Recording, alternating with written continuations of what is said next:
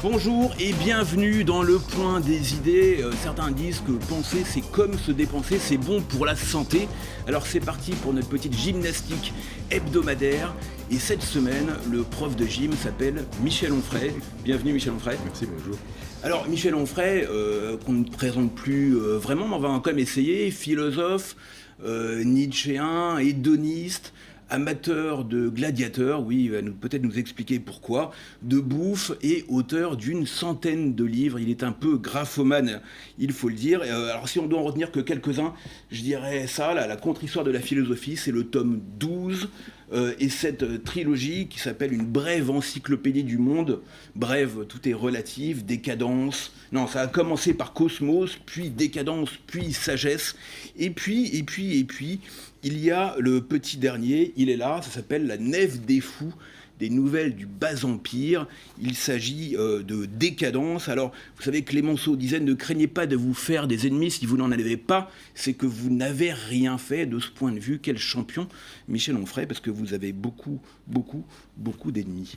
Alors, c'est parti pour quelques minutes de décadence, parce que c'est peut-être... Vous avez décrit la décadence, donc ici, dans un pavé de 500 pages, et là, vous y revenez avec La Nef des Fous, édité chez Bouquin. Je le redis, mais qu'est-ce qui se passe, docteur, ça s'aggrave ? Non, mais on pourra dire que j'ai fait la théorie avec décadence, et puis là, j'ai fait les travaux pratiques. J'avais commencé un jour, j'avais fait un AVC, je m'étais retrouvé à l'hôpital, et je lisais les informations sur mon iPhone, et puis de temps en temps, je faisais une petite photo en disant que les sottises de notre époque, quoi. Et puis, j'ai fait ça pendant 2 mois, puis j'ai laissé tomber, après, je suis passé à autre chose. Puis une année, je me suis dit, je fais ça vraiment du 1er janvier au 31 décembre, et alors, j'ai pas été déçu, quoi. C'est au moins une sottise par jour. Ah oui, vous en avez beaucoup là. Donc c'est une éphéméride, il y en a à peu près, c'est ça à peu près une tous les jours. Alors, dans l'ensemble, il y est beaucoup question de la vague woke, comme on dit aujourd'hui, du racialisme, de cette vague qui, dit-on, nous vient beaucoup des États-Unis, de la cancel culture. C'est un signe de décadence, ça ?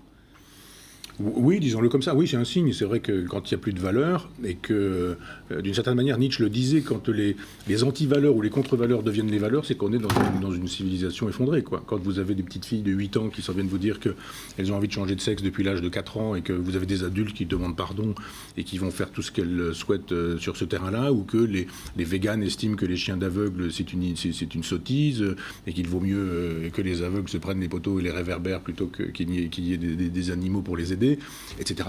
Je veux dire, on va vous dire que vous faites de la morale ?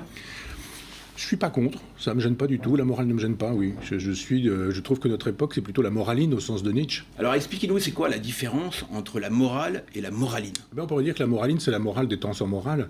C'est un néologisme fabriqué par Nietzsche. Il y a 2 ou 3 occurrences dans l'œuvre complète, c'est pas beaucoup, hein. Et c'est construit comme la caféine, la théine, la théobromine, hein. Caféine, c'est le café, nicotine, c'est le tabac, la théobromine, c'est le chocolat, c'est une substance active, la théine, etc. Et là, vous faites exactement le même mot, c'est-à-dire il y a une substance addictive, et c'est la morale. Ça peut être le café, ça peut être le thé, etc. Mais là, c'est la morale. Et une morale moralisatrice. Pas du tout une morale dans le sens français du XVIIe siècle, c'est-à-dire une saisie des mécanismes de la psychologie, des comportements ou ce genre de choses. Pas du tout, ça c'est bien, ça c'est pas bien. Je like, je nique.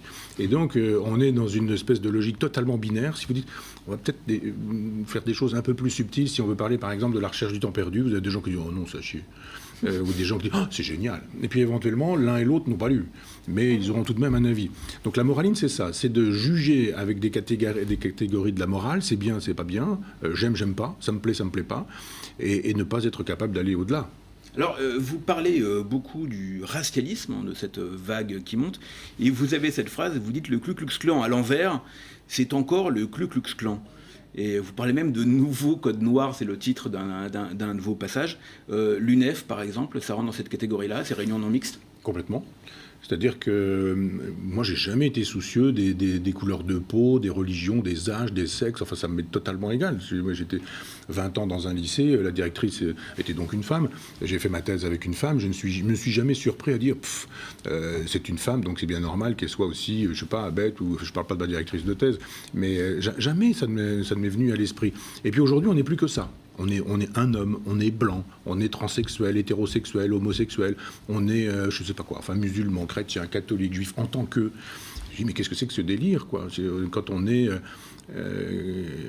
nu, je dirais, quand on est des hommes nus, enfin, quand on est sans rien de tout ça, on est tout à fait semblable. Donc, je pense que cette façon aujourd'hui d'être raciste en étant racialiste, antisémite en étant antisioniste, phallocrate ou misogyne, mais en disant mais c'est la charia, moi je trouve ça formidable quand ça vient de la charia que les hommes soient supérieurs aux femmes et que les témoignages de femmes soient 2 pour en faire un quand il s'agit d'un homme. Tout ça c'est formidable, c'est une tradition. La tradition c'est formidable, ça constitue une identité. Écrivez, quiconque se réclame de la gauche a le droit d'être antisémite, raciste, racialiste, misogyne, phallocrate. Il suffit pour cela qu'il se réclame de l'islam. C'est le relativisme que vous dénoncez là?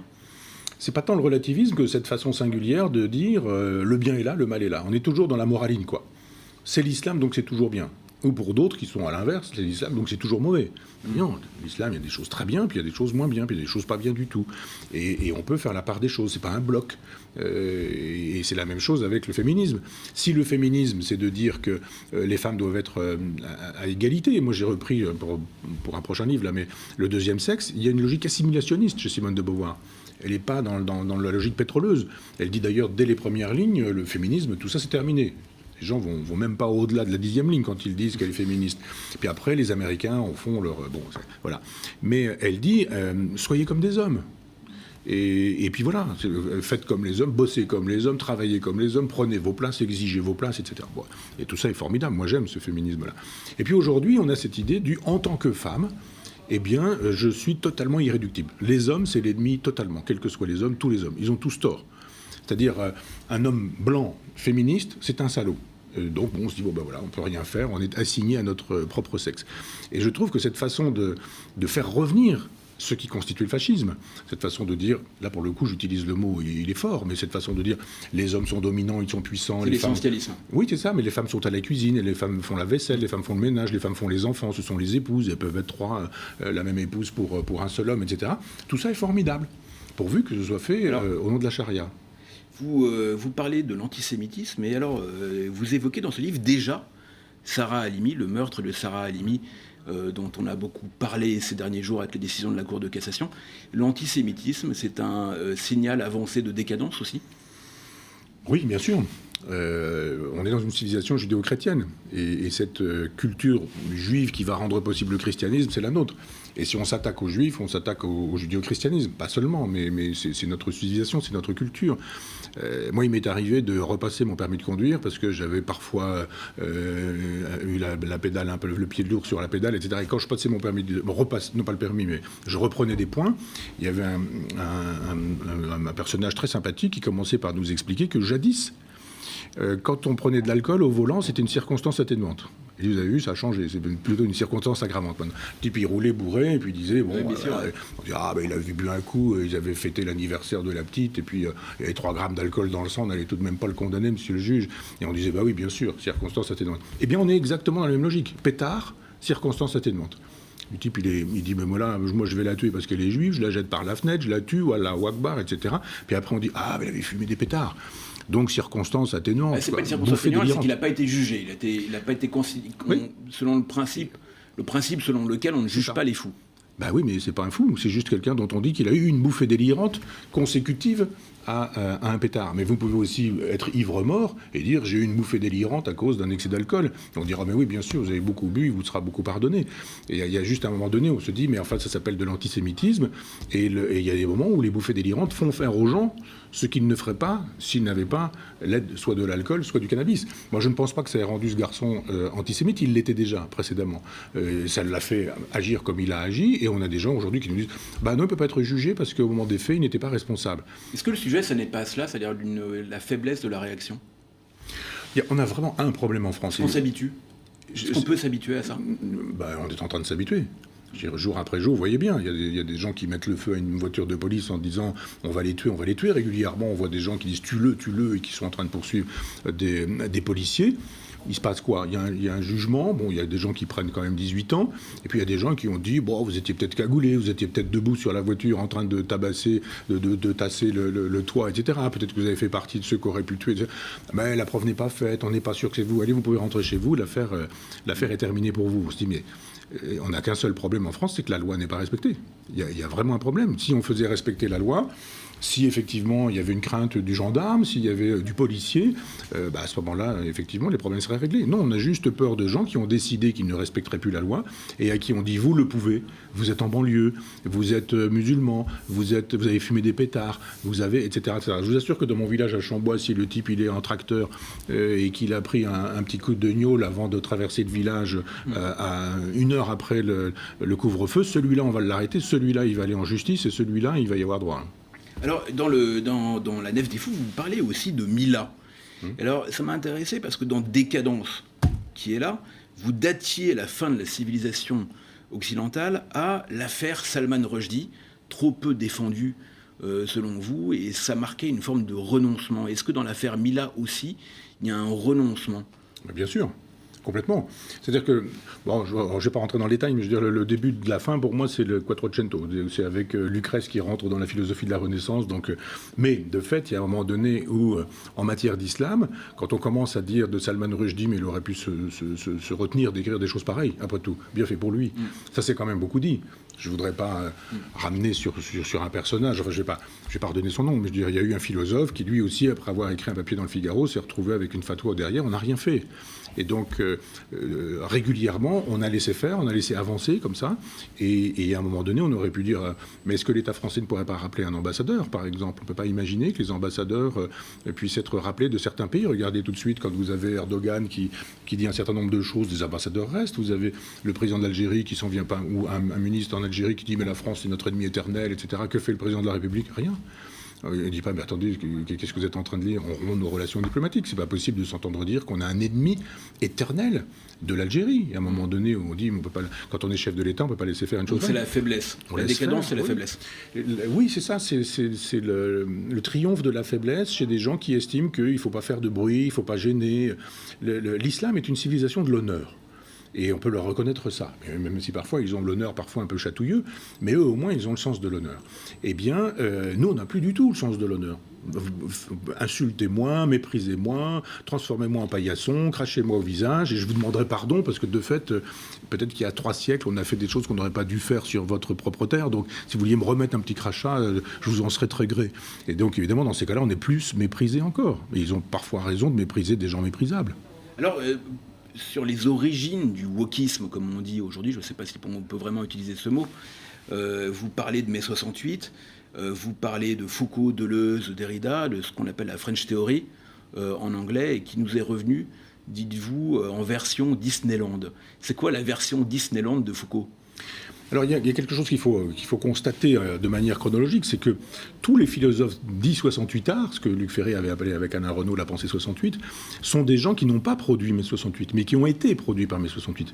C'est-à-dire que Deleuze, Foucault, Guattari, ils ont des petites cravates, ils sont en train d'intriguer parce qu'ils sont profs à Clermont-Ferrand. Vous parlez de Marcuse, Trotsky, voilà, Lefebvre. C'est plutôt ça la pensée 68, c'est plutôt Marcuse, c'est plutôt Erich Fromm, c'est plutôt Wilhelm Reich, enfin c'est le freudo-marxisme quoi. Et tous ces petits profs là avec des cravates qui voulaient faire carrière, ils étaient à Clermont-Ferrand, ils avaient envie de revenir à Paris, donc ils cirent les pompes de Canguilhem, qui est le patron de l'agrégation, du système. Oh, monsieur Canguilhem, qu'est-ce que vous êtes brillant, que vous êtes grand, vous êtes intelligent, vous pourriez pas m'obtenir un petit poste là qui me permettrait de quitter la province, j'en ai marre de Clermont-Ferrand, je voudrais être prof à Paris. Mais vous avez écrit un très bon texte sur moi, cher monsieur Deleuze ou cher monsieur Foucault.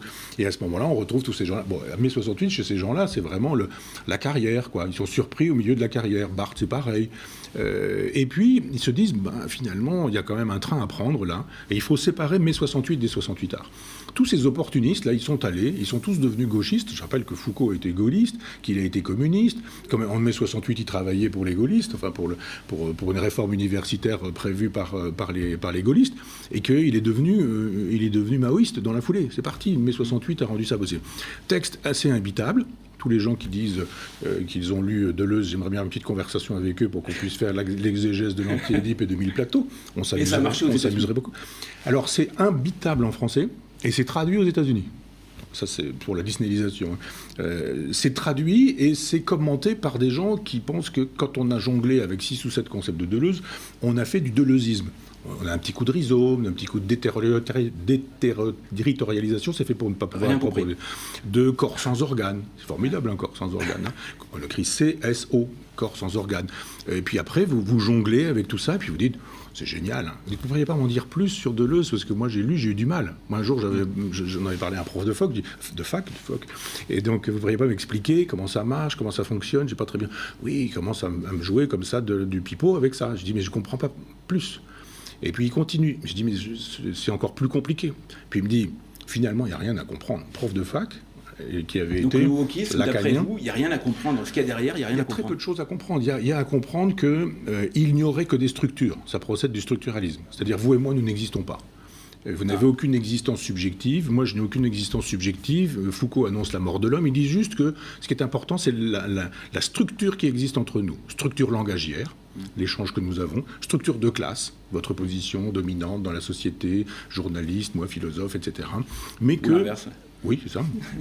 Et que l'histoire n'existe pas. On évince l'histoire, on évince le sujet, on évince la subjectivité. Il n'y a plus que des structures. Donc, on lit des pavés, des structures élémentaires de la parenté chez Lévi-Strauss, qui nous explique qu'il a passé 15 ans avec des peuplades amazoniennes et qu'en même temps, il a des lois de relations sexuelles, familiales, avec des diagrammes auxquels personne ne comprend rien. Et comme ces gens-là ne sont pas sots, ils ont bien compris que c'était plutôt une impasse, tous les structuralistes cessent d'être structuralistes de leur vivant. Ce que personne ne dit. Mais c'est-à-dire que la déconstruction américaine, elle fait l'éloge d'une philosophie que les philosophes eux-mêmes ont abandonnée de leur vivant parce qu'ils ont conçu que c'était une impasse philosophique. Foucault nous dit le sujet est mort, la mort de l'homme, etc. Puis sur la fin de son existence, il travaillait sur la construction du sujet chez les Grecs et les Romains. On a la même chose avec Althusser. Bon, Althusser devient fou, difficile de changer d'avis, mais Barthes qui nous dit la langue est fasciste, il n'y a pas d'auteur, il n'y a que des lecteurs. Finalement, Proust n'existe pas, il n'y a que des lecteurs de Proust, etc. Oui, pas de droit d'auteur chez des gens qui nous disent qu'il n'y a pas d'auteur, hein, quand même. Enfin, ils acceptaient. Puis après, Barthes, il nous fait un petit livre, Barthes par lui-même, Barthes et papa, Barthes et maman, Barthes et grand-mère, Barthes dans sa petite voiture. On se dit, retour du sujet. Le structuralisme, c'est quoi en littérature? C'est le nouveau roman. Donc, un roman formidable, pas de sujet, pas de personnage, pas de psychologie, pas d'intrigue. Donc c'est une imposture totale. Pour les gens eux-mêmes qui ont expérimenté cette aventure, parce que le dernier Robe Grillé, il se met à écrire des souvenirs, il raconte, il revient à la fiction. C'est-à-dire que cette philosophie qui n'a tenu qu'un temps, un petit quart de siècle quand même, auquel tous les philosophes eux-mêmes ont renoncé, quand ça repasse aux États-Unis, ça redevient à la mode, et traduit à la moulinette américaine et repassé par les campus, ça nous revient sous forme de brouet insipide, et c'est ce qui fait la loi chez nous. Tout de même, vous parlez de décadence. Mais alors il y a des gens que vous n'aimez peut-être pas beaucoup, Steven Pinker, Johan Notberg, qui nous expliquent qu'on se plaint beaucoup, mais que la violence baisse dans le monde, ils ont des tas de chiffres, que la tolérance progresse plutôt, que l'espérance de vie augmente, que la science progresse, les vaccins ARN par exemple. Ah oui. Est-ce que est-ce que vous avez fait recenser des choses qui sont exaspérantes ou qui vous exaspèrent, d'autres peuvent être en désaccord, mais est-ce que vous n'avez pas un regard très noir quand même sur tout ça? Je crois pas, parce que par exemple, les gens qui nous disent « mais regardez, on vit plus longtemps », bah oui, mais dans quel état ? Est-ce que c'est vraiment important, la quantité de vie? Moi, je pense que la qualité de vie est plus intéressante. J'ai pas forcément envie de vivre jusqu'à 99 ans, dont 15 années comme un légume, dans une chaise roulante, à baver dans un EHPAD où on me fera jouer aux petits chevaux. Et vous trouvez pas que c'est bien quand même? On a arrêté l'économie pour sauver les personnes âgées, c'est pas un progrès, ça? Moi, je suis pour. Vous êtes pour, donc c'est une bonne nouvelle. Moi, je ne suis pas de ceux qui estiment que les vieux n'ont qu'à mourir. Hein. Comme Sponville ou comme d'autres qui nous disent ça va, ils ont fait leur temps, on ne va tout de même pas sacrifier la jeune génération avec des vieux qui sont à la retraite et qui devraient laisser la place pour les autres. Non, je pense très bien qu'on ait pu avoir ce genre de position solidaire et fraternelle en disant mais on va aider les malades potentiels. Donc s'ils sont vieux, tant pis ou tant mieux, on s'en fout, c'est pas le problème, on va aider les gens. Donc moi, je suis pour ça. Je suis très étonné qu'on ne soit pas capable de trouver de l'argent pour augmenter le SMIC une fois par an, mais qu'on ait été capable de faire des emprunts pour payer des milliards à des gens qui en ont besoin, et puis même parfois à certains qui n'en ont pas besoin. Aussi des gens qui ont fait des fausses entreprises et qui sont des escrocs, hein. Il y a de l'escroquerie partout, mais il y a plein de gens qui effectivement sont privés de travail, à qui on donne, et c'est fort heureux, des subventions qui leur permettent de vivre quand même. Et ça s'appelle la solidarité, je suis pour. Juste avant qu'on continue quand même, les libertés publiques. Gaspard Koenig, avec qui vous avez des points communs et des oppositions, lui, il écume de rage, il dit on nous a restreint nos libertés, on nous a infantilisés. Est-ce que vous partagez cet énervement ou pas? Bon, d'abord, j'adore Gaspard, c'est un jeune philosophe brillant, intelligent, et qui fait des choses qui, moi, me... C'est un libéral, ce qui n'est pas exactement votre cas. Non. M'interpelle, comme on dit, dans un vocabulaire que j'aime pas beaucoup, mais moi je le lis, je réfléchis, je suis d'accord, pas d'accord, etc. Il est très stimulant, il est en plus de ça intelligent, il n'est pas méprisant, il n'insulte pas, etc. Et puis, on en reparlera probablement, mais il a fait un très beau voyage sur les traces de montagne, que Le Point avait repris d'ailleurs régulièrement. Absolument. Et c'était formidable, ça va faire un livre. Et je pense que Gaspard a changé, il le dit lui-même.